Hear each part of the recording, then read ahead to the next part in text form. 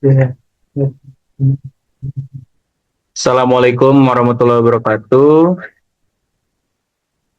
Pada kali ini kami dari kelompok 4 ingin mempresentasikan eh, materi kami tentang termodinamika satu, yaitu materi itu sifat-sifat zat murni.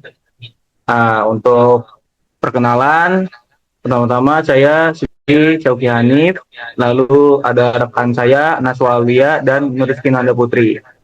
Langsung aja ke materinya. Boleh di slide selanjutnya.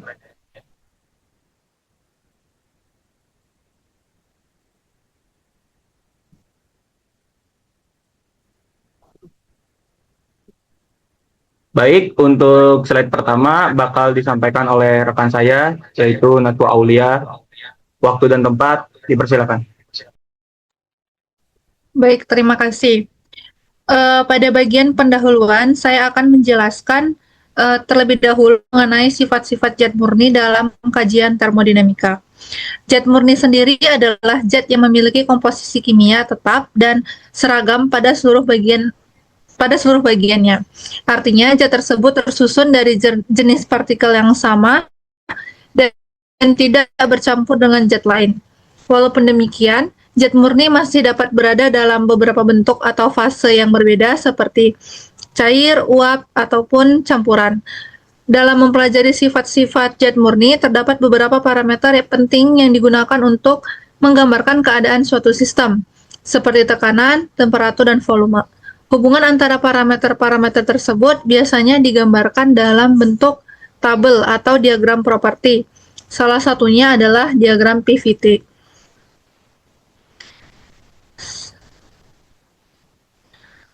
Selanjutnya adalah diagram energi zat murni. Dalam termodinamika, perubahan energi suatu zat dapat dianalisis menggunakan berbagai diagram sifat.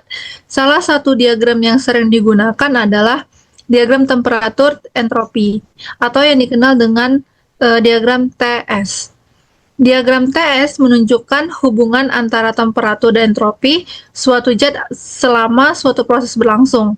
Diagram ini sering disebut sebagai diagram energi karena luas yang berbentuk pada diagram tersebut berkaitan dengan jumlah panas yang berpindah selama proses termodinamika. Nah, pada diagram TS ini terdapat suatu daerah berbentuk kubah yang disebut sebagai saturation liquid, saturation dome. Kubah ini berfungsi untuk memisahkan beberapa daerah fase zat. Selanjutnya,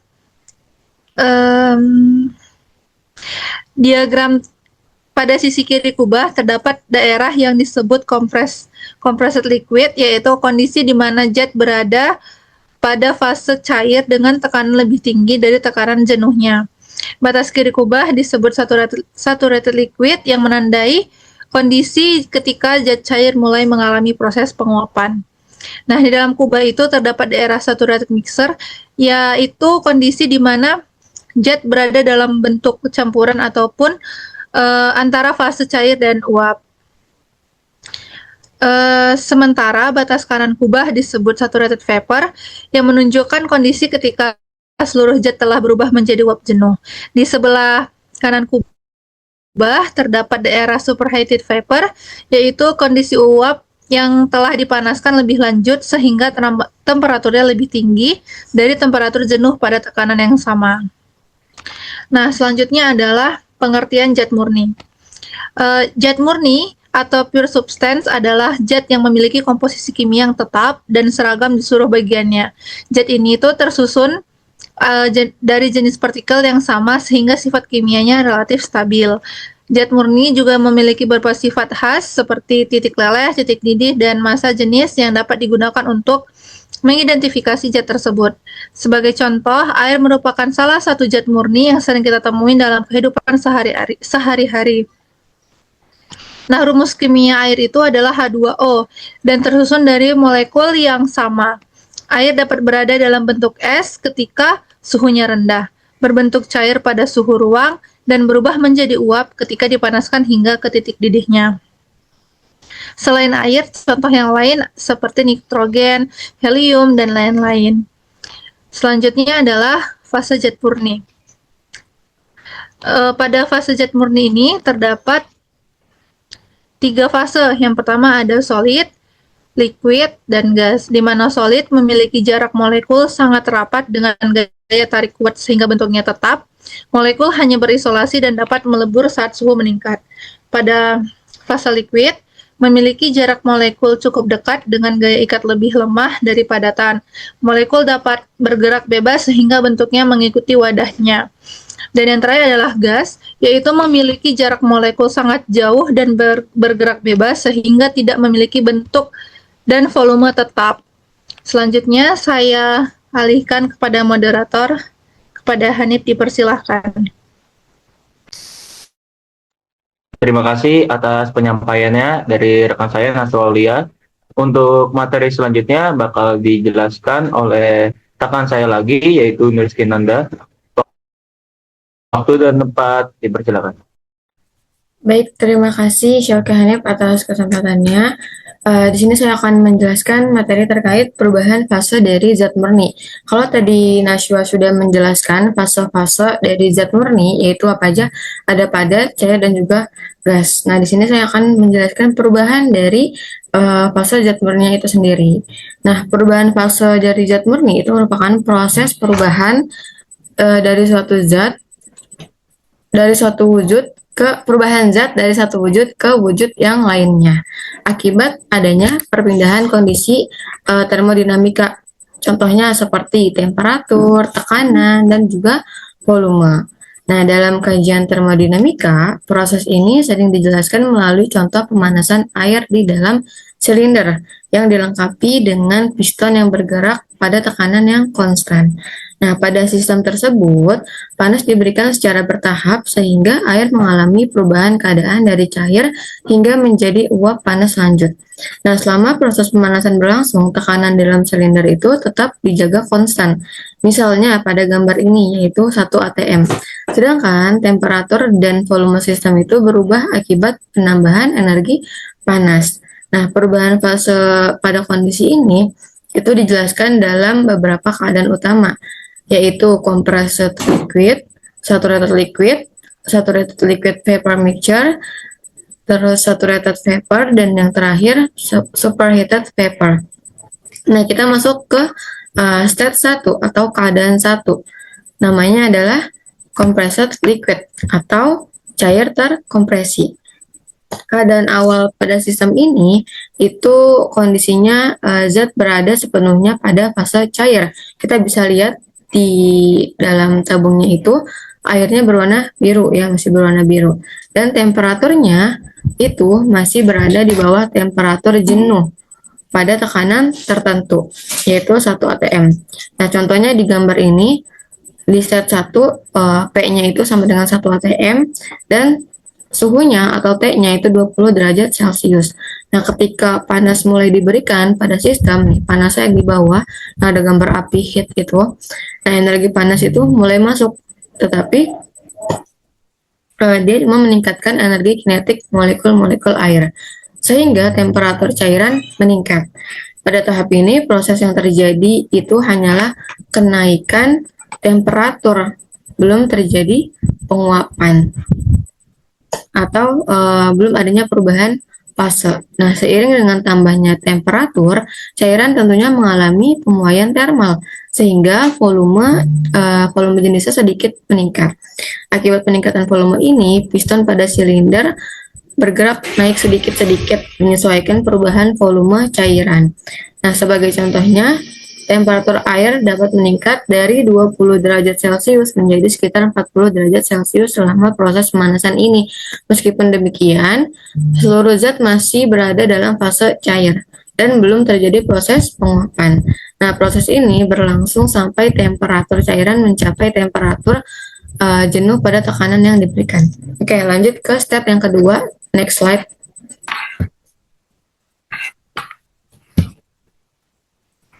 Nah, di step yang kedua ini ketika pemanasan terus dilakukan, apinya terus diberikan, temperatur air itu akhirnya naik, sehingga suhunya yang awalnya tadi berapa? 20 derajat itu berubah menjadi 100 derajat Celcius di gambar yang kedua, step 2. Nah, ketika temperatur airnya mencapai titik jenuh, ya 100 derajat itu kan titik jenuh ya. Nah, pada tekanan 1 atm ini, temperatur jenuh itu airnya 100 derajat Celcius. Nah, pada kondisi ini, air berada dalam keadaan saturated liquid, yaitu cair jenuh. Nah, cair jenuh itu merupakan kondisi di mana cairan berada pada batas sebelum terjadi proses penguapan. Nah, pada keadaan ini, zat masih seluruhnya berada pada fase cair. Temperaturnya tidak dapat meningkat lebih tinggi tanpa terjadi perubahan fase. Dan tambahan pada panas sedikit saja, itu menyebabkan sebagian cairan mulai berubah menjadi uap. Nah, keadaan cairan jenuh ini itu menandai awal mula dari proses perubahan fase dari zat murni. Oke, boleh di next.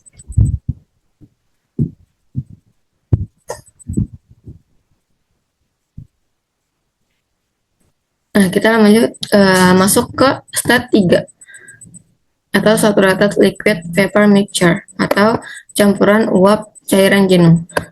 Pada keadaan ini, uap dan cairan jenuh berada dalam kesetimbangan. Penambahan panas itu tidak akan menaikkan temperatur, tetapi hanya menambah jumlah penguapan. Maksudnya, itu adalah setelah cairan mencapai keadaan jenuh, 100 derajat Celcius, itu penambahan panas selanjutnya akan menyebabkan sebagian cairan berubah menjadi uap. Kalau di fase 2, keadaan 2 itu menandai mulai adanya perubahan. Nah, di keadaan 3 ini itu sudah berubah sebagian menjadi uap. Nah, pada tahap ini sistem berada dalam kondisi campuran 2 fase, yaitu campuran antara cair jenuh dan uap jenuh. Makanya di sini dibelah airnya yang oranye-oranye ini. Ada yang oranye lebih tua, yang paling bawah itu saturated liquid, lalu yang paling atas, yang atas lagi itu yang lebih muda oranye itu saturated vapor. Nah, keadaan ini disebut dengan saturated liquid vapor mixture. Nah, pada kondisi ini, cairan dan uap berada dalam keseimbangan termodinamika. Selama proses perubahan fase, temperatur sistem itu tetap konstan, meskipun panas terus diberikan. Hal ini terjadi karena energi panas yang diberikan itu digunakan untuk memutus gaya tarik antar molekul cairan, sehingga berubah menjadi uap. Nah, energi yang digunakan untuk perubahan fase ini disebut dengan calor laten atau latent heat of vaporization. Nah, seiring dengan bertambahnya panas yang diberikan, tentunya jumlah uap dalam sistem semakin meningkat. Jumlah cairan semakin berkurang. Keadaan campuran ini biasanya dicontohkan menggunakan besaran kualitas uap atau sistem quality yang menunjukkan perbandingan antara massa uap dan massa total campuran. Nah, sebenarnya di fase 3 ini ada matematisnya. Itu ada X sama dengan M uap per M cair plus M uap, di mana nilai kualitas itu berada dalam rentan 0 hingga 1. X sama dengan 0 itu menunjukkan cair jenuh, sedangkan X sama dengan 1 itu menunjukkan uap jenuh. Oke, lanjut ke step 4. Step 4 atau saturated vapor atau uap jenuh. Nah, pada keadaan keempat ini, campuran tepat berubah jadi uap seluruhnya. Kita lihat di gambar, udah nggak ada lagi batasan di dalam cairannya. Kalau sebelumnya kan ada 2 warna, oranye muda dan oranye tua. Kalau ini full oranye muda, di mana sudah berubah menjadi uap seluruhnya. Nah, pada keadaan ini, pengurangan panas itu akan menyebabkan terjadinya pengembunan atau about to condense.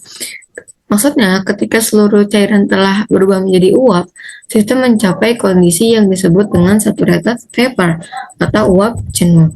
Nah, pada kondisi ini terjadi 3 hal. Yang pertama, seluruh zat itu telah berubah menjadi fase uap Yang kedua, tidak terdapat lagi cairan di dalam sistem.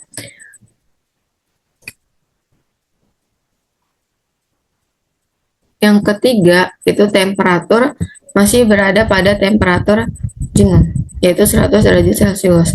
Nah, sebagai contohnya seperti gambar yang di step 4 ini, temperatur sistem itu berada pada 100 derajat Celcius.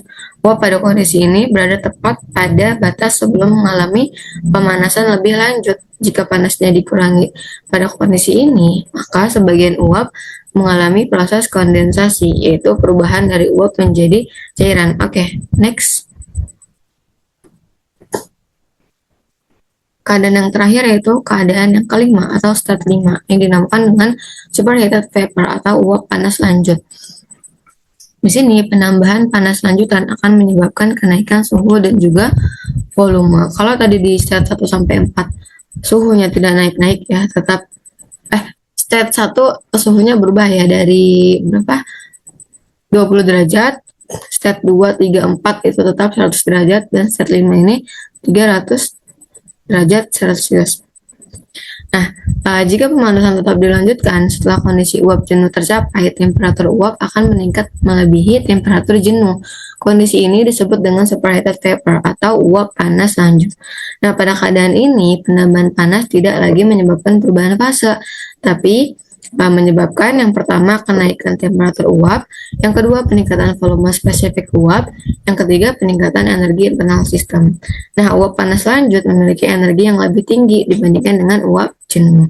Oleh karena itu, kondisi ini banyak dimanfaatkan dalam berbagai sistem teknik, seperti pembangkit listrik tenaga uap, karena mampu menghasilkan kerja yang besar pada turbin. Nah, cukup sekian penjelasan materi dari saya. Selanjutnya saya kembalikan kepada moderator.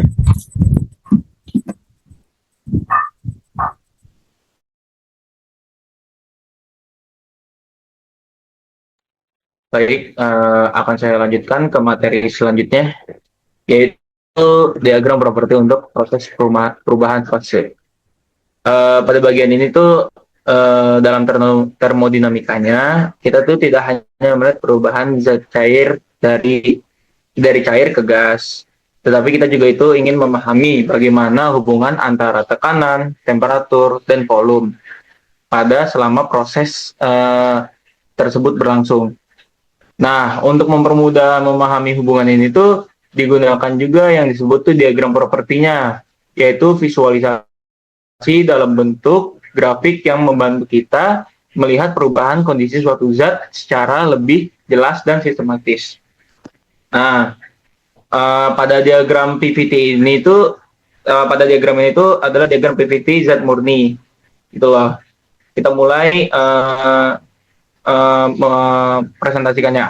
Pada diagram ini tuh merupakan representasi paling lengkap dari keadaan suatu zat karena mencakup 3 variabel utama, yaitu tuh tekanan, volume jenis, dan temperatur. Jika kita bayangkan, ini adalah grafik 3 dimensi, yang dimana setiap titiknya itu pada pertemuan menunjukkan satu kondisi setimbang dari zat tersebut. Nah, dalam diagram ini tuh terdapat ada daerah padat, daerah cair, dan gas, serta daerah transisi ketika dua fase berada bersama, seperti cair dan uap. Namun, karena bentuk pada diagram ini tuh 3 dimensi ya, itu tuh cukup sulit untuk dianalisis secara langsung. Maka biasanya diagram ini tuh diproyeksikan menjadi 2 bentuk dimensi, seperti diagram PT, TV, dan PV, yang akan kita bahas selanjutnya. Boleh di next slide?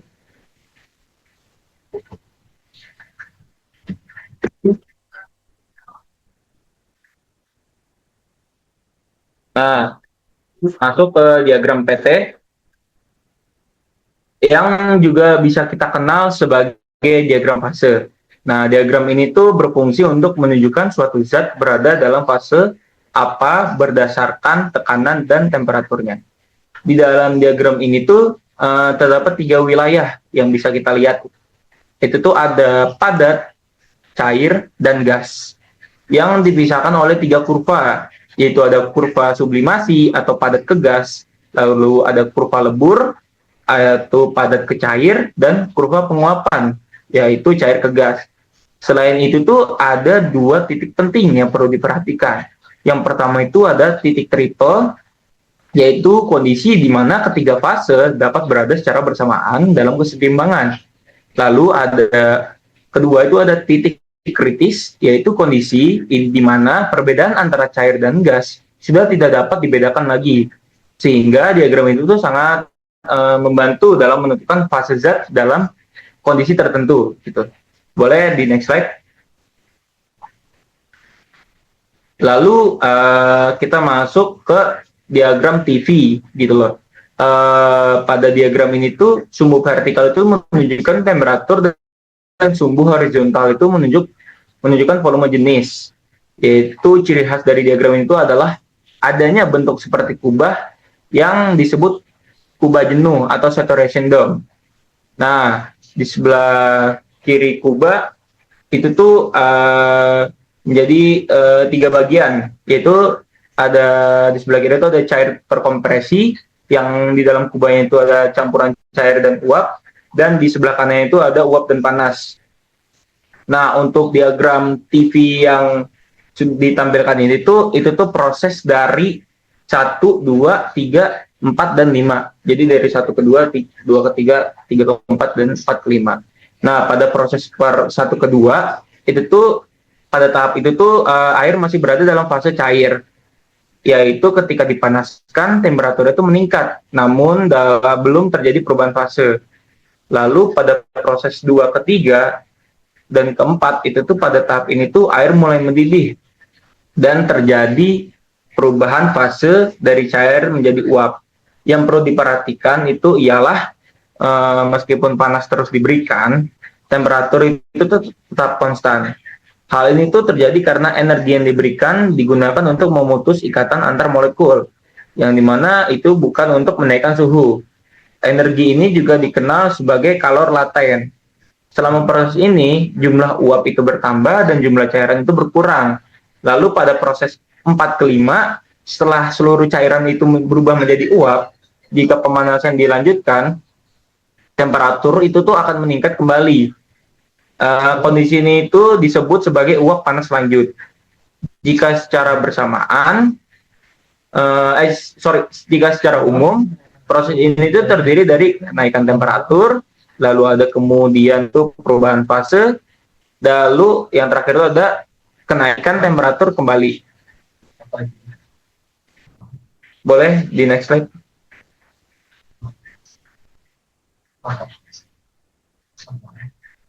Nah, pada diagram TV yang berbagai tekanan itu tuh menunjukkan perubahan fase terjadi pada berbagai tekanan. Jadi ketika tekanannya itu meningkat, ada poin di mana temperatur jenuh itu juga meningkat. Lalu yang kedua itu ada bentuk kubah jenuh itu menjadi semakin kecil. Itu bisa dilihat dari diagram yang sudah ditampilkan di sini. Pada tekanan tertentu itu tuh kita akan mencapai titik kritis, yaitu tuh kondisi di mana batas antara fase cair dan gas itu sudah tidak bisa jelas lagi. Di atas titik itu tuh zat berada dalam kondisi yang disebut fluida superkritis. Boleh di next slide. Nah, sekarang masuk ke diagram TV zat murni. Nah, secara bentuk diagram ini tuh mirip dengan diagram TV. Namun yang membedakan itu adalah sumbu yang digunakan, yaitu tekanan terhadap volume jenis. Keunggulan dari diagram ini tuh adalah kita dapat menghitung kerja yang dilakukan oleh sistem. Hal ini tuh karena luas area di bawah kurva pada diagram PV itu mempresentasikan kerja, yang dimana konsep ini tuh sangat penting dalam aplikasi teknik, seperti turbin uap, mesin kalor, dan pembangkit listrik tenaga uap. Nah, boleh di slide dulu, coba lihat foto selanjutnya. Nah, lanjut ke slide selanjutnya. Ini slide yang terakhir, yaitu diagram PV ketika zat murni itu mengembang saat membeku. Nah, di sini itu kita membahas fenomena unik yang terjadi ketika beberapa zat atau terutama itu air, pada umumnya kan zat akan menyusut ketika membeku. Namun air itu justru mengalami hal sebaliknya, yaitu mengembang saat membeku. Akibatnya es memiliki massa jenis yang lebih kecil dibanding air cair gitu, sehingga dapat mengapung. Fenomena ini tuh juga dapat terlihat pada diagram PV yang ada pada tampilan layar sekarang, di mana kemiringan garis perubahan fasenya itu berbeda dibandingkan zat normal. Hal itu menunjukkan bahwa air memiliki sifat anomali yang khas dalam termodinamika. Jadi pada diagram ini tuh, diagram PV yang zat murni itu, yang air itu berbeda dengan diagram PV yang sebelumnya, gitu kurang lebih. Ya mungkin itu aja sebagai kesimpulan pada diagram yang sudah saya jelaskan. Itu pertama itu ada diagram properti itu digunakan untuk memahami hubungan antara tekanan, temperatur, dan volume. Lalu semua diagram itu berasal dari konsep dasar PVT yang pertama kali sudah saya perlihatkan, diagram 3 dimensinya. Lalu diagram TV dan PV itu tuh sangat penting dalam analisis perubahan fase. Lalu yang terakhir itu adalah konsep utama yang perlu dipahami adalah kubah jenuh, kualitas uap, dan serta titik kritis dan titik triple yang sudah saya jelaskan tadi. Mungkin itu aja yang bisa kita sampaikan dalam presentasi materi sifat-sifat zat murni. Jika ada kekurangan itu mohon maaf, kurang lebihnya mohon maaf. Wassalamualaikum warahmatullahi wabarakatuh.